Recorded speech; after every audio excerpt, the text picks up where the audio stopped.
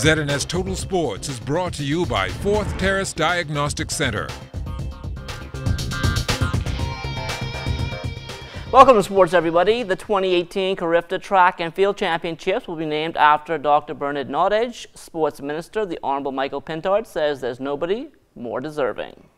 I believe that it is fitting that we are honoring Dr. Bernhard Norwich, who was not only an outstanding athlete, he was really an incredible, charismatic leader in sports administration, played a pivotal role as an activist long before politics in making sure that the entire sporting world respected the power of each individual participating country. And he lobbied for one vote per country, and it became entrenched in international athletics.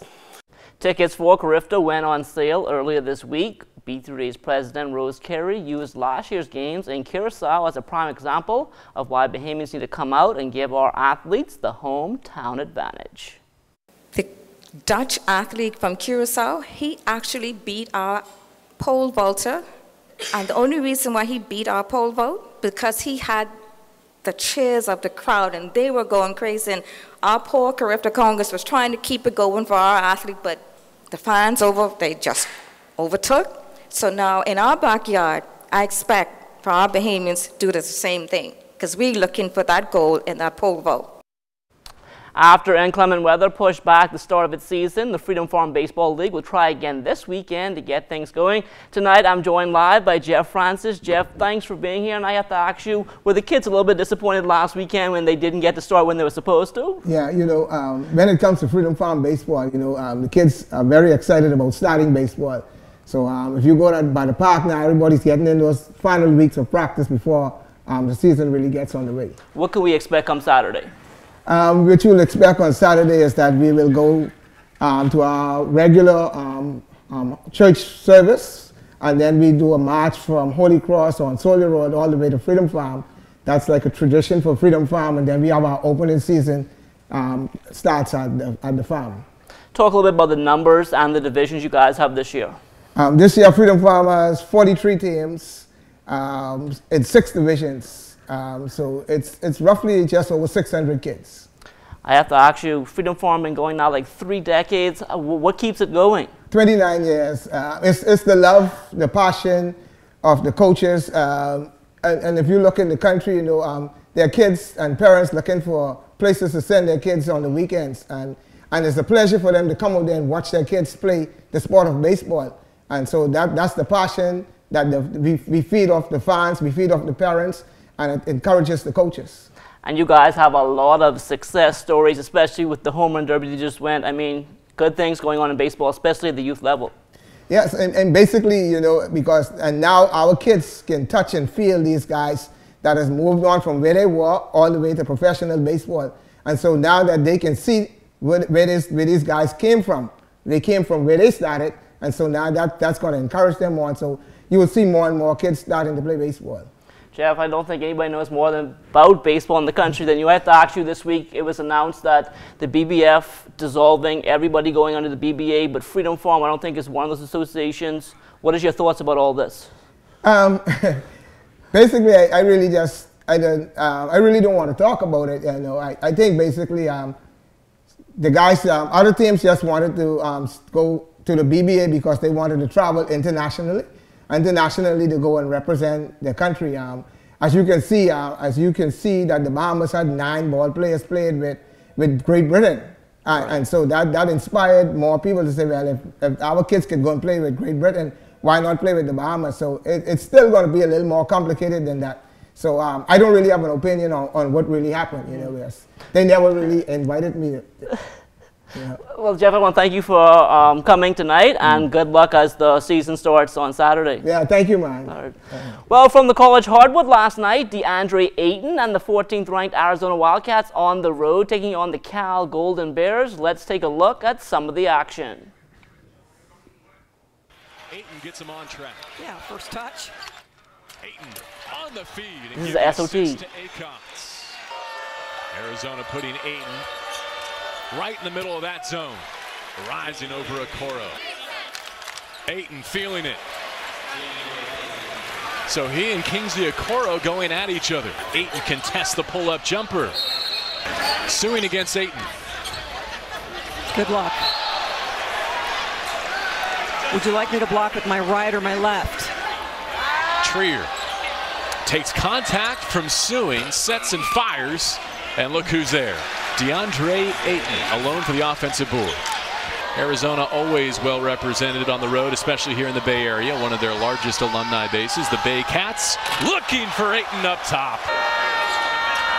Easy feed into Ayton. He waits for that traffic to clear and goes to work on Okoro. Wrapped up, no whistle. He'll take the 2. Parker uses that screen well. It spins out. Ayton a second try. He's fouled with a free throw coming. Despite a double technical right there, another big outing for DeAndre last night. The Arizona big man tallying 20 points, 11 rebounds, and 2 block shots. The Wildcats, they clawed their way past Cal 79-58. DeAndre and the Cats, they'll be back on the floor again on Saturday for another Pac-12 showdown on the road against the Stanford Cardinal.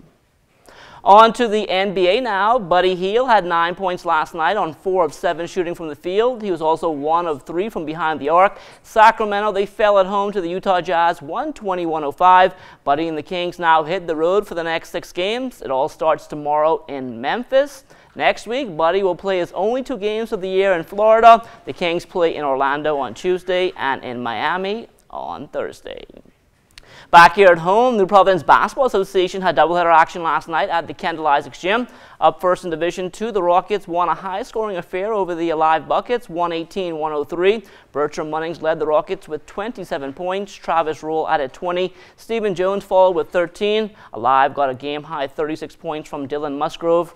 Rashad Ingram, he can 32. James Roll had 14. Kieran Mortimer and Levon Moxley each finished with 11. As for the Division I feature, this one much closer. The Rockets prevailed once again 79-78 over the University of the Bahamas Mingos. Eugene Bain, the big man for the Rockets, he had a game-high 32 points. Livingston Munnings tallied 20. Larikas and Bristol dropped in 11. Kamsi Silvestri, a side-high 27 for UB. Romero Cornish right behind with 22. Christoph McKenzie posted 12. Rashad Stubbs also in double figures with 10. The government secondary schools also on the court yesterday. We'll start with the senior boys. The C.I. Gibson Rattlers, they held off the Doris Johnson Mystic Marlins 71-69. Terrence Storr led all scorers in the win, 17 points. Tyrell Butler added 10. For the Marlins, Malachi McCoy, a side-high 16. Michael Balfour had 11. Rakeem Minnis with 10. R.M. Bailey Pacers, they scored a 48-35 win over C.R. Walker. Kobe Mackey had 10 points for the Pacers.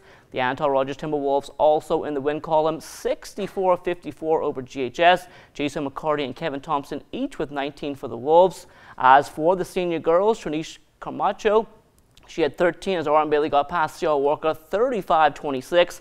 Anatol winning in the girls as well, 41-26 over GHS, behind 12 apiece from Laverne and Brister and Trinae LaFrance. In the final matchup yesterday, the most competitive on the floor, Doris Jones now lasting C.I. Gibson 38-35.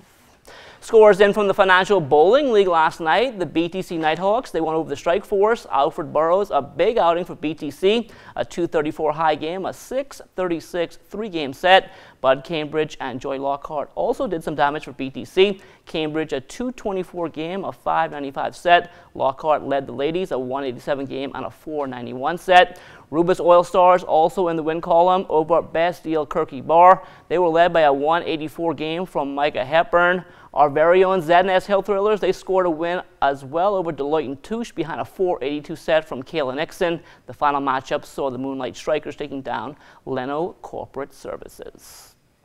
The Betty Kelly Kenning National Aquatic Center will come alive this weekend. The Sea Waves will host its heptathlon meet, marking the opening of the 2018 local swimming calendar. The 8 and unders are doing the 50 free back breast fly, 100 free, 200 free, and a 200 individual medley. And the 9 and overs up to the 50 and over are doing 50, 100, 200 free, 200 IM, 100 back, 100 breast, 100 fly. And they add up the total time, and the 2 lowest ones, time-wise, get the 2 trophies, first and second, all those age groups. So it's a chance to find out if they can do multiple events.